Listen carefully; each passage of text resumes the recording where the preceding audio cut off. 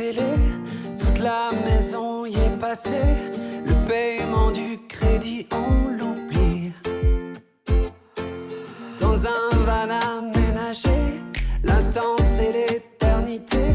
On roule au présent vers la... Ah, Kenan Gorgun, voilà un écrivain qu'on aurait du mal à mettre dans une petite boîte bien rangée.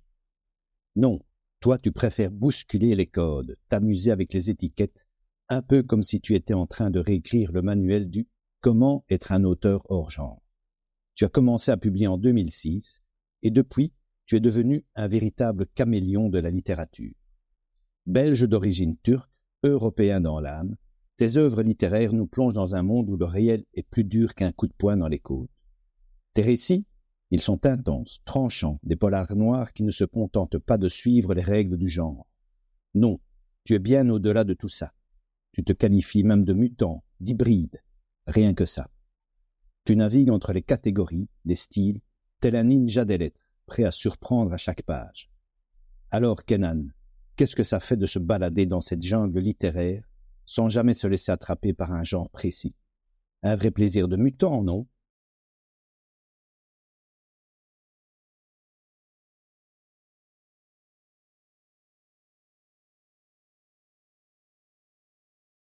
Bonjour Kenan. Salut, Comment ça va? ça va? En forme? Oui, je suis en train de parler de la rentrée des enfants, figure-toi. Ah, c'est bien. Excitation et trac. C'est comme de monter sur une scène avant un spectacle, non? Tu vois, quand moi je vois les enfants faire leur rentrée, j'ai envie d'être un gosse juste pour ressentir ça de nouveau, tu vois. Ton parcours est riche et multiple. Tu es d'origine turque, tu vis en Belgique et tu as exploré différents genres littéraires. Comment ces expériences multiples ont-elles influencé ton écriture? Mais très fort parce que j'étais justement en train de me dire, j'ai commencé vraiment dans la littérature de genre et c'est pas que je m'en détache complètement, mais je m'en écarte régulièrement aujourd'hui parce que ce que j'ai vécu, je pense, des expériences fortes, positives et négatives, m'ont presque obligé à chercher une voie encore différente en littérature et à m'affranchir un peu de la pure narration, de la littérature de genre, etc. Comme si j'avais besoin de chercher encore une autre traduction de mes traumas, vraiment, et que ça devait relever de quelque chose de plus, je sais pas, de plus littéraire, ou qui s'embarrasse moins, parce qu'on peut faire du genre et être très littéraire et styliste et tout ça, mais là, c'est comme si j'avais besoin de m'affranchir de la narration pour aller plus vers l'intime de quelque chose qui veut pas sortir ou qui est plus difficile à sortir. Parce que l'air de rien, quand on écrit des romans très construits au niveau narratif, c'est aussi une manière de prendre de la distance avec soi. Or, j'ai découvert, en fait, au fur et à mesure que j'écrivais, que j'avais aussi besoin de faire autre chose de la langue et de l'écriture. Tu as écrit à la fois des romans, des scénarios et des essais. Comment choisis-tu le format qui convient à une histoire? Est-il un processus spécifique? Les scénarios que j'écris, bon, ça dépend. Alors, il y a les scénarios que j'écris parce qu'on me l'a demandé, c'est des commandes. Et puis, il y a les scénarios que j'écris parce que j'estime que ce sont des objets filmiques avant tout, des récits cinématographiques. Et si j'écris, par exemple, un roman, c'est parce que c'est que la littérature qui peut raconter cette histoire, selon moi, évidemment. La littérature, c'est la littérature. Alors, les essais, c'est un peu plus particulier. Ça touche beaucoup à mes expériences avec la Turquie. J'ai vécu là-bas et j'ai vécu des choses là-bas aussi un peu particulières, notamment de très grandes révoltes sociales, etc., auxquelles j'ai pris part et qui ont failli faire de moi une sorte d'activiste, mais au détriment même de mon identité d'écrivain. Donc, c'était un peu dangereux. Ça m'a valu pas mal d'ennuis d'ailleurs. Et donc, j'ai écrit des essais qui relevaient autant de mon analyse de fils d'immigré que d'un point de vue politique sur la Turquie et ce qui se passe là-bas, quoi. Tu viens de Turquie. Parle-nous un peu de ton enfance, de tes parents. Quand est-ce que tu es arrivé ici en Belgique? Alors, moi, c'est particulier. Je ne suis pas arrivé en Belgique, je suis né en Belgique. Je suis né à Gand, plus précisément dans le nord du pays, en Flandre. Je suis le premier enfant de la famille à être né en Belgique. Tous mes aînés sont nés en Turquie et même vraiment au village, parce que ma famille vient même pas des villes ou quoi, vient vraiment d'un petit village dans les montagnes, en Anatolie. Très beau village. Et donc, mes parents... Mon père était à l'époque un jeune imam qui qui enseignait la religion et le Coran aux jeunes du village. Maman était une de ses élèves, c'est comme ça qu'ils se sont rencontrés. Et voilà, c'était une famille de paysans. Donc voilà, je ne suis pas un Belge d'origine turque. Je me considère vraiment autant comme Belge que comme Turc. Il me semble que j'ai vu quelque part que tu as commencé à écrire avant d'avoir vraiment beaucoup lu. J'avais jamais lu quand j'ai commencé à écrire. Parce que je viens pas d'un monde où il y avait de la place pour les livres, etc. Moi, personnellement, j'avais aucune curiosité pour la littérature. J'avais de la curiosité pour des choses qui sont très éloignées, en fait, de la littérature. La littérature m'est tombée dessus, pour ainsi dire. J'appelle ça un accident cosmique, la chose qui avait une chance sur 1 milliard d'arriver et qui est arrivée. Et ça a tout chamboulé, ça a chamboulé mon système de valeurs, ça a chamboulé ce que j'imaginais faire de ma vie, ça a chamboulé mon parcours scolaire parce que ça a fait de moi en fait un mauvais élève parce que du coup, quand j'ai rencontré la littérature, je me suis laissé dévorer par la littérature. Et pourquoi avoir commencé à écrire? Comment ça t'est venu? Alors, très concrètement, ça m'est venu un soir à la maison. J'étais en secondaire et j'avais un professeur à l'époque, professeur de français, qui s'appelait Gustave Rongy, un vieux monsieur au seuil de la retraite. Et d'ailleurs, je crois que c'était sa dernière année d'enseignement quand je l'ai eu pour prof de français. Et donc, comme tous les profs de français, il donnait des compositions à faire, des rédactions. Une page, des pages sur un thème donné ou donner une phrase ou deux et il fallait écrire la suite. Et je me souviens qu'un jour, il avait donné comme thème raconter l'histoire en 2 pages de quelqu'un qui se réveille 100 ans après. Et j'ai complètement perdu la notion du temps, de la durée et du fait même que j'étais en train de rédiger un devoir. C'est-à-dire que je me suis fait prendre au plaisir de raconter une histoire. Et c'était la première fois que ça m'arrivait. Et on devait fournir une page, quoi. Je pense, sans exagérer, que j'ai passé la nuit sur ce texte, la nuit, et j'ai écrit 9 pages. J'ai fait nuit blanche, j'étais en sueur, et surtout, je comprenais pas ce qui m'était arrivé. Mais il m'était arrivé autre chose que j'avais jamais éprouvé avant. Et ce jour-là, je lui ai remis ça, et j'ai dit, monsieur, je suis désolé, j'ai fait 9 pages, j'ai pas une page, mais j'ai vécu une expérience hallucinante. J'ai eu des superbes notes, j'ai eu droit à une page de remarques, et là où on a eu une sérieuse discussion avec Gustave Rongy, il m'a dit, il y a quelque chose que tu devrais entretenir, travailler. Et j'ai jamais arrêté, en fait. Quels sont les écrivains ou les œuvres qui ont influencé ton écriture? Et là, en tête vient Stephen King. Vraiment, ça a été mon premier grand choc littéraire. Ensuite, Robert Silverberg, Norman Spinrad, beaucoup d'auteurs du Robert Bloch. Et j'ai commencé avec eux. Ensuite, John Greener, beaucoup de gens qui viennent de la science-fiction. Un peu moins du fantastique, Dean Koontz. Ça, c'est des auteurs qui m'ont donné vraiment ma culture et mes habitudes de lecteur. Et qui m'ont fait comprendre c'était quoi être un écrivain de métier. Et, mais est-ce qu'ils ont influencé mon écriture? Certainement, oui. Après, il y a des auteurs qui m'ont influencé plus profondément et dont j'ai reconnu en fait l'influence dans mon écriture. Et là, c'était plus des gars genre Henry Miller, par exemple. Ça, c'est un énorme choc. Mais vraiment, là, sa prose me parlait directement. Et je sentais qu'elle me disait quelque chose que je pouvais dire à ma manière aussi. Henry Miller. Paul Auster m'a beaucoup marqué. Norman Mailer. Ça aussi, c'est un mec qui m'a fermé la tête. Tous des écrivains réalistes du Sud. Faulkner, par exemple, il m'a troué le cerveau alors que j'ai eu beaucoup de mal à lire Faulkner. À chaque fois que je commençais, j'abandonnais. Je comprenais pas le gars, je comprenais pas sa manière d'aborder la langue, la construction, le pan narratif, etc. Tu cites beaucoup d'auteurs américains, anglo-saxons. Philip Roth aussi, Philip Roth, Joe Lansdale. Ensuite, il y a une qui d'autre. Il y en a encore plein que j'ai oublié. Il n'y a pas de francophones là-dedans? Non, malheureusement, non. Pas tellement. Bon. On parlait tout à l'heure de voyage et tu disais que tu étais attiré par l'Amérique du Sud et les écrivains sud-américains. Oui, pardon, j'y viens évidemment. Il y a les écrivains de langue espagnole en général. Et alors, les écrivains du continent sud-américain sont impressionnants, je trouve. Par exemple, Roberto Bolano, qui a écrit Les Détectives Sauvages et qui a un bouquin posthume 2666. C'est un énorme truc de 1500 pages, quoi. C'est juste des espèces de monstres littéraires et en même temps des actes de liberté absolue. C'est des bouquins qui obéissent qu'aux règles du mec, quoi. Leonardo Paduro, un écrivain cubain, qui écrit du roman noir. Abordons un peu ton dernier roman. Oublie que je t'ai tué. Il aborde des thèmes puissants comme la culpabilité, la violence, la rédemption. Qu'est-ce qui t'a poussé à explorer ces sujets dans cette œuvre en particulier? Qui des romans globalement assez sombres.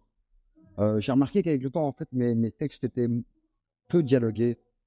Sauf quand je prenais vraiment le parti de faire des romans très dialogués, et celui-là en fait partie. En fait. Et j'ai vraiment un vrai plaisir à écrire des dialogues, à faire vivre des situations, des chapitres courts, un récit comme ça, un peu qui va à du 100 à l'heure et qui est un peu plus léger. J'avoue que moi, ça me fait du bien aussi d'écrire des textes comme ça.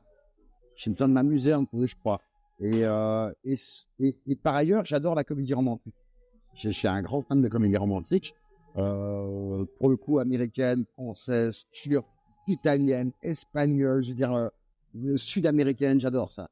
Et donc, c'est un genre que, quelque part, je crois que j'ai le fantasme de pratiquer. Et puis enfin, voilà, je suis un homme de mon temps, je suis un homme qui a un certain âge, qui a connu un monde ancien, qui connaît un nouveau monde. Je suis un homme qui est père par ailleurs, qui est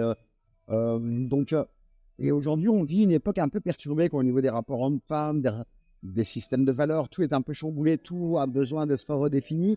Et moi je m'inscris là-dedans parce que moi aussi ça m'affecte et ça me touche.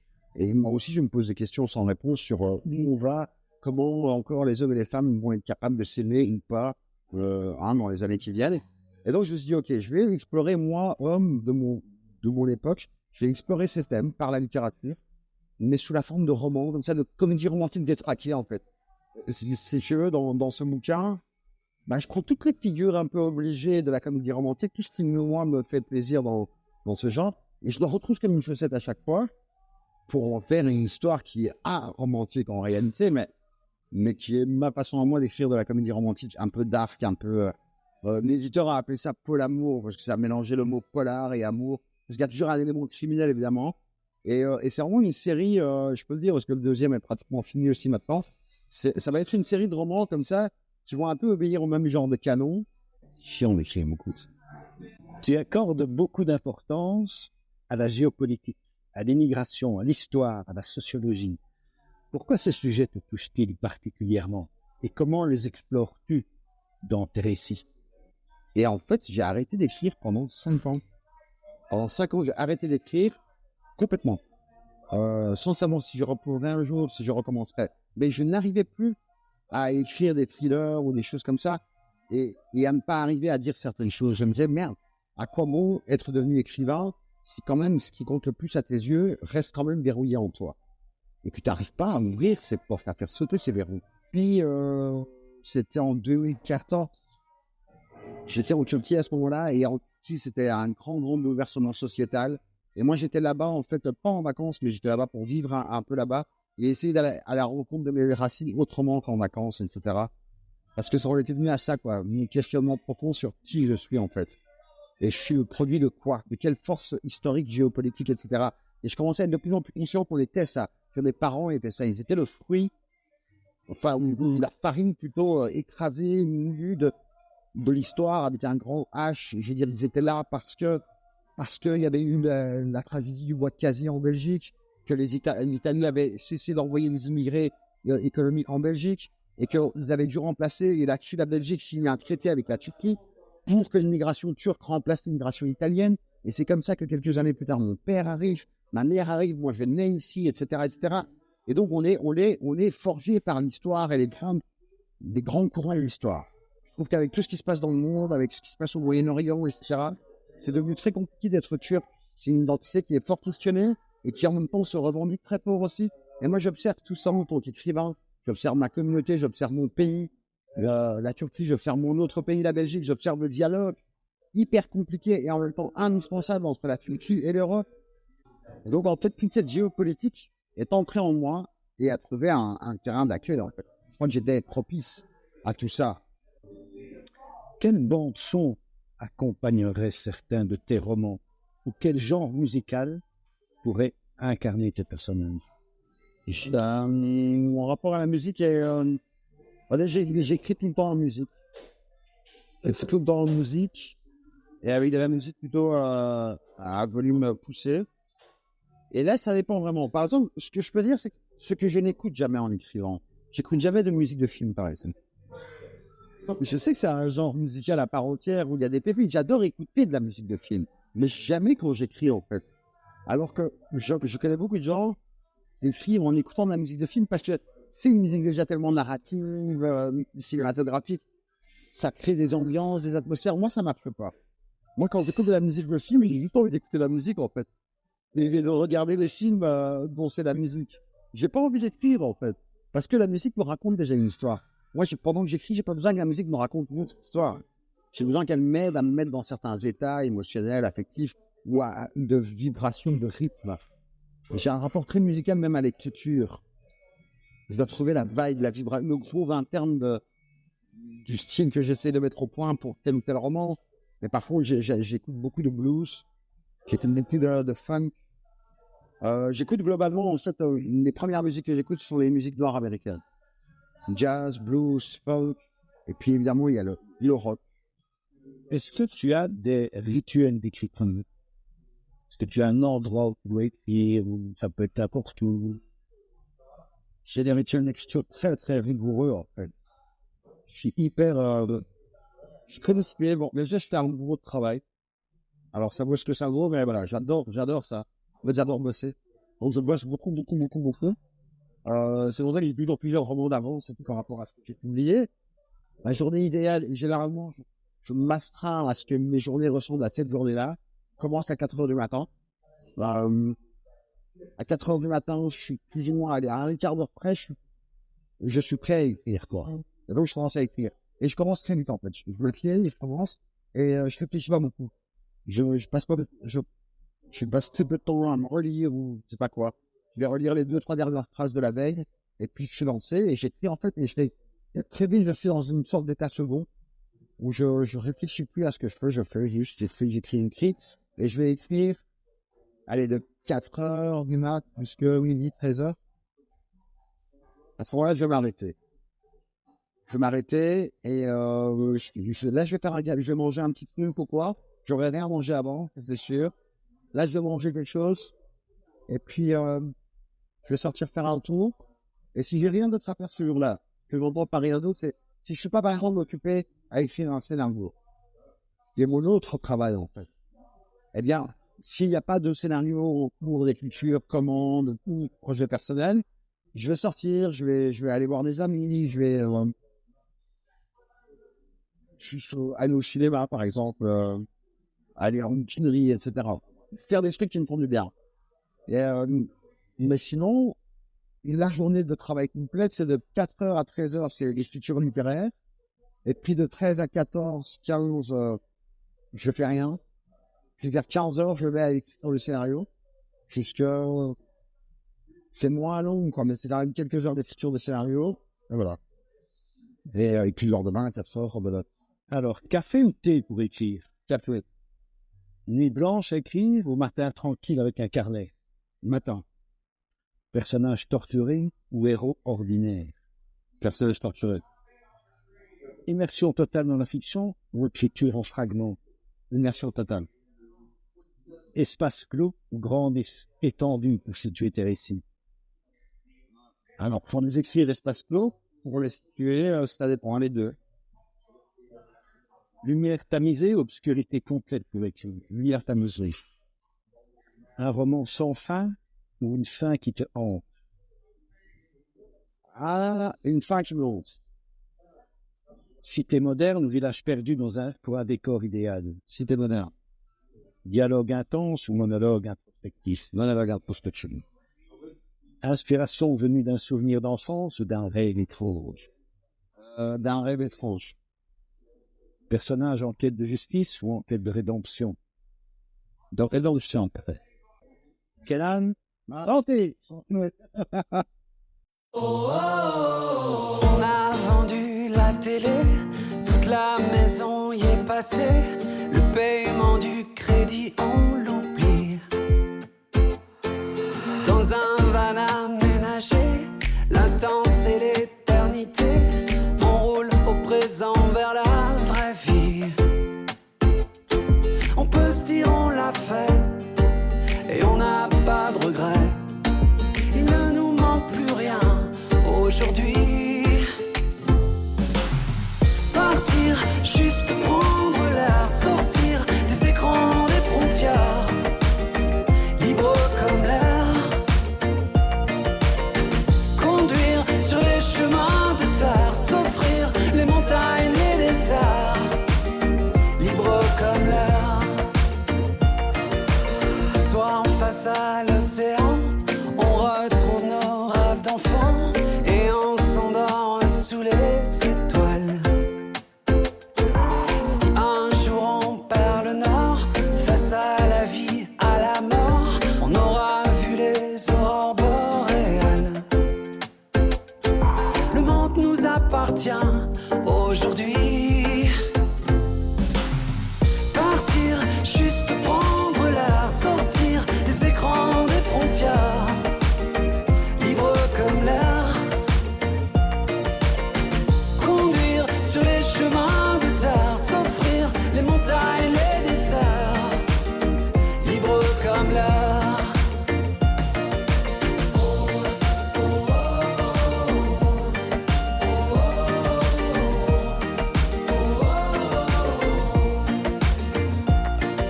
On sera plus nombreux à tenter l'aventure. Ça en vaut la peine si rien ne dure. Partir, juste prendre l'air, sortir des écrans, des frontières, libre comme l'air. Conduire sur les chemins